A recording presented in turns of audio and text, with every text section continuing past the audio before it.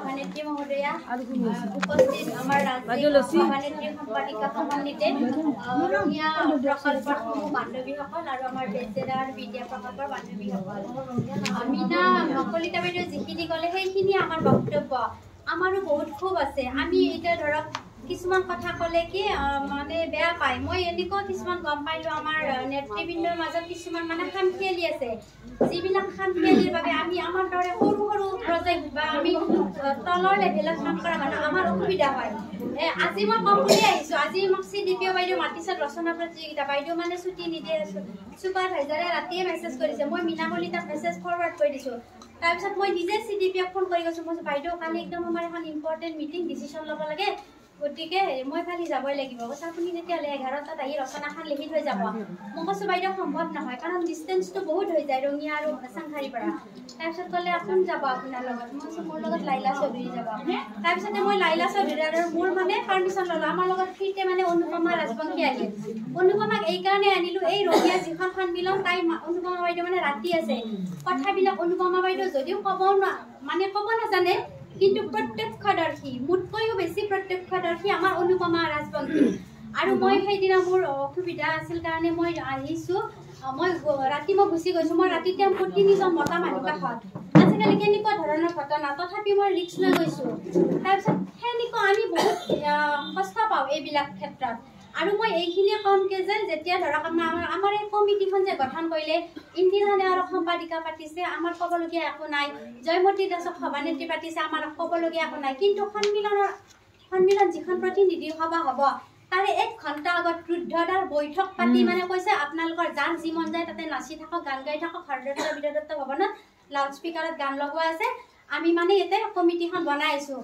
গতিকে সেনেকুৱা হ'লে আমাৰ দৰে কৰ্মীবিলাকৰ বা চবৰে মনত এটা প্ৰশ্ন উদয় হয়, কাৰণ কি আমি মানে ধন ঘটা মেচিন নেকি? মীনা কলিতাই কোৱাৰ দৰে এতিয়া আমি কৰ্মী সহায়িকাৰ ওচৰত যাব নোৱাৰোঁ। আমুক চবে কৈছে বাপৰে বাপ, সন্মিলন একদম গৰম গৰম খিচাৰি, সন্মিলন মানে এতিয়া গৰম গৰম খিচাৰি, এনে আমাৰ বদনাম খিচাৰি খাবাৰ স্কুল, আকৌ সেই খিচাৰিয়ে খালোঁ সন্মিলনতো। গতিকে এইখন একদম মানে অসফল সন্মিলন। আৰু মই ভাবোঁ আমি মংগলদৈতো গৈছোঁ, ক'ৰবাত গৈছোঁ, কিন্তু এনেকুৱা মানে প্ৰতিবাদ হোৱা নাছিল। আচলতে তেনেকুৱা কথা ক'ব পৰা মানুহ নাছিল বা তেওঁলোকক সুযোগটো দিয়া হোৱা নাছিল। কিন্তু দিন সকলোৰে একে নাযায়। মই তপন শৰ্মাক, আজি নাই তেখেত, তপন শৰ্মাৰ যিটো মানে বক্তব্য প্ৰতিনিধি সভাত, মোৰ কথা আপোনালোকে শুনিবই লাগিব। আমি কি তপন শৰ্মাৰ বহতীয়া নেকি? আমি যে তেওঁৰ কথা শুনিবই লাগিব নে তেওঁ আমাক দৰমহা দি ৰাখি থৈছে? আৰু অন্যপটে আমি কিহৰ CIটো জিন্দাবাদ কৰি থাকিম? আমাৰ নিজস্ব মানে একো নাই। আমাৰ মই কল্পনা অঞ্জলি বাইদেউ সেইদিনা ক'লো, কৈছে তোমালোকে আমি যে নগ'লো, যিখন জিলাৰ সন্মিলন কৰে ৰঙিয়া আৰু আমি নগ'লো, তাতে চবেই গম পাইছে ৰঙিয়া আৰু বেজেৰা প্ৰকল্প অহা নাই। আমি আচলতে মুখালজ্জাত নগ'লো, এইকাৰণে নগ'লো। আমাৰ ৰঙিয়াত এখন সন্মিলন হৈ গ'ল, তাৰপিছত আমাৰ এটা সিদ্ধান্ত হ'ব আমি CIটোৰ লগত থাকিম নে নাথাকিম।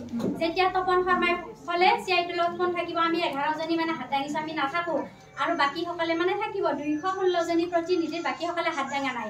আৰু আজি মই খবৰ লৈছোঁ শুৱালকুছি প্ৰকল্প অহা নাই। আমি যেতিয়া মিটিঙৰ ভিতৰত আছোঁ, আমি তেতিয়া মানে বেয়া পায়ে আছোঁ। তাৰপিছতে মই বহি আছোঁ তথাপি, কিন্তু মোক অঞ্জলি বাইদেউ, মোক কল্পনা বাইদেউ ফোন কৰি মাতিছে, কৈছে নিৰদা আহক, আমি মানে বাহিৰত আছোঁ, মিটিঙৰ পৰা মিটিংখন এভইড কৰিছোঁ। তেতিয়া মই লগে লগে ওলাই আহিলোঁ। তাৰপিছতে অঞ্জলি বাইদেউ অহা নাই। অঞ্জলি বাইদেউক মাতিলে, অঞ্জলি বাইদেউ ক'লে মই সন্মান কৰি যাব নোৱাৰোঁ। তেতিয়া মই আকৌ ফোন কৰি ক'লোঁ, অঞ্জলি বাইদেউ আমাক লাগিবনে তেওঁলোকক লাগিব? যদি আমাক লাগে আপুনি ওলাই আহক, কাৰণ আমি নহ'লে জিলাৰ অস্তিত্ব নাই। তাৰপিছতে কল্পনা আমাৰ অঞ্জলি বাইদেউ হ'লে প্ৰথম শ্লোগান কিন্তু লগাই দিছিল আমাৰ কল্পনা বাইদেউ, উত্তৰ কামৰূপ জিলা সমিতি জিন্দাবাদ। আমিও জিন্দাবাদ লগাইছোঁ। এই কথাটো পিছত মোক বেলেগ নেতৃত্ব মোক সুধিছে, নিৰদা তোমালোকক কোনে লগাই দিছিল? মই কিন্তু নামটো কোৱা নাই। মই আমিয়ে লগাইছোঁ, আমাৰ বিবেক আছে নহয়, আমি সৰু চাকৰি কৰিব পাৰোঁ সৰু, কিন্তু আমাৰো কিছুমান অভিজ্ঞতা আছে। তাৰপিছত যিটো দেখিলোঁ সভানেত্ৰী, আমাৰ যি কৰ্মী সহায়িকাৰ, এইখন আমাৰ মিটিং বাবা, আমি পইচা দিছোঁ, আমি ক'বই লাগিব আমাৰ কথা। জয়মতী বাইদেউ বাৰে বাৰে কয় 2 মিনিট সময় দিছোঁ। মোৰ লগৰ এজনী মোক কৈছে নীৰ তই যাচোন এটা তই এটা কবিতা পাঠ কৰ। মই বোলো মোৰ কবিতা পাঠ কৰা জেগা বহুত আছে, ইয়াতে 2 মিনিট সময় টনা আজৰা কৰি মোৰ দৰকাৰ নাই। মই গুৱাহাটী প্ৰেছ ক্লাবত বহুত কবি সন্মিলন কৰি থাকোঁ। তাৰপিছতে মই এটা কৈছোঁ যাচোন যা, তই এটা কবিতা কৰ, তই এটা কবিতা, য'ত নেকি আমাৰ সন্মিলন মানে কি আমাৰ ভিতৰৰ সুপ্ত প্ৰতিভা বিকাশৰ কাকপথাৰৰ যিগৰাকী বাইদেউ এটা ইমান ধুনীয়া গান গালে, সেই শুনি থাকিব মন যায়। কিন্তু মানে বাইদেউ গালে গানটোত খুব ধুনীয়া গান, সেইবিলাক মনোৰঞ্জন। এইখন হ'ব লাগিছে আমাৰ সন্মিলন। এনেকুৱা হৈছে মানে আমাক CIটো মানে চেপা মাৰি ধৰি আছে। আমি মন গ'লেও হাঁহিব নোৱাৰোঁ, মন গ'লেও একো কথা ক'ব নোৱাৰোঁ। মানে হৈছে আমি হাঁহিলে তপন শৰ্মাক সুধিম আমি হাঁহিমনে এনেকুৱা মোৰ অনুভৱ হৈছে আপোনালোকৰ নাজানো মোৰ এনেকুৱা অনুভৱ হৈছে আমি মই বাৰে বাৰে কৈছো আমি মানে চিআইটিৰ লগত নাথাকো চিআইটিৰ লগত এই কাৰণে কি অসম ৰাজ্যিক অংগনবাড়ী কৰ্মসহায়িকা আমাৰ অসমৰ ভিতৰত এটা আটাইতকৈ ডাঙৰ সংগঠন যিটো সংগঠনক চবে ভয় কৰে আৰু এনেকুৱা ধৰক ভৱেশ কলিতা ছাৰে সেইদিনা ক'লে আমাৰ ভৱেশ কলিতাৰ লগত আমাৰ অলপ ব্যক্তিগত ৰিলেশ্যন আছে আৰু বেলেগ কেইজনমান ৰঙীয়া মানুহ কৈছে তোমালোকে মিটিং কৰিছা আমাক নকলা কিয় পেণ্ডেলটো বনাই দিব কিন্তু চিপিএমক যে লৈছা সেইকাৰণে এনেকুৱা কথাবিলাক আহি গৈছে গতিকে আমাৰ বাইদেউসকলে বেয়া পাব পাৰে উচিত কথাত বন্ধুৰ বেজাৰ বুলি কথা এটা আছে গতিকে বেয়া পালেও মানে ক'ব লগা নাই আজি কমে কম বুলি আহিছোঁ তাৰপিছতে মই অঞ্জলি বাইদেউ কৈছে নিৰদা এটা কিন্তু খুব ডাঙৰ পৰিৱৰ্তন হৈছে আমাৰ মানে ৰঙা পতাকাৰ পৰা নীলা পতাকা হৈছে মই কৈছোঁ কিন্তু চিআইটিটো তলত লাগি আছে বাইদেউ চিআইটি বুলি যে লাগি থাকে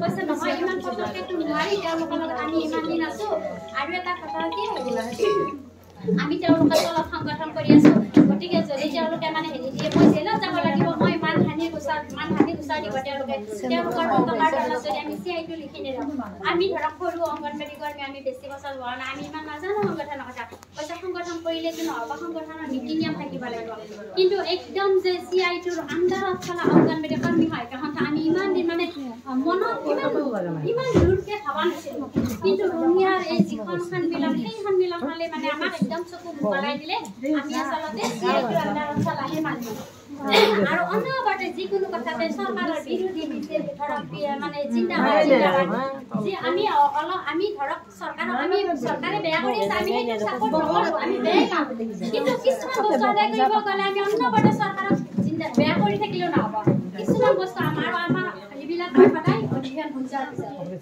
হৈ যোৱাৰ আগতে কৰা কথাবিলাক সেইকাৰণে এনেকুৱা বহুত কথা আছে মানে এতিয়া ইমান কথা আছে ভিতৰত কোনখিনি কম কোনখিনি নকম এনেকুৱা লাগিছে আৰু তামিলনাডুত যাৰ কাৰণে ফোন কৰিছে মই কৈছোঁ বাইদেউ মই যাব নোৱাৰোঁ মোৰ এটা ল'ৰাটোৱে মেট্ৰিক দিব আৰু তাৰপিছত তাৰোপৰি এইকাৰণে নাযাওঁ আমাৰ ধৰক কৰ্মী সহায়িকাখিনি মোক ক'ব নিৰদাই মানে তামিলনাডুত যাব পাই বিক্ৰীকে আমাৰ কল্পনা বাইদেউকো হোৱাটছএপ গ্ৰুপত দিছে কোনোবাখন বাইদেউ আপুনি বিক্ৰী গ'ল নেকি তাৰপিছতে গতিকে এনেকুৱা কিছুমান কথা শুনিব লাগে আমি তলত থকা মানুহখিনি ওপৰৰখিনিটো ওপৰৰে আমি তলৰ মানুহখিনি বহুত দিগদাৰ হয় এতিয়া ধৰক 100 টকা 50 টকা দিব গ'লে এতিয়া আমাক মোটামুটি আমাৰ দোকান হৈয়ে গৈছে সেইদিনা আৰু এইবিলাক সন্মিলন নাই দেই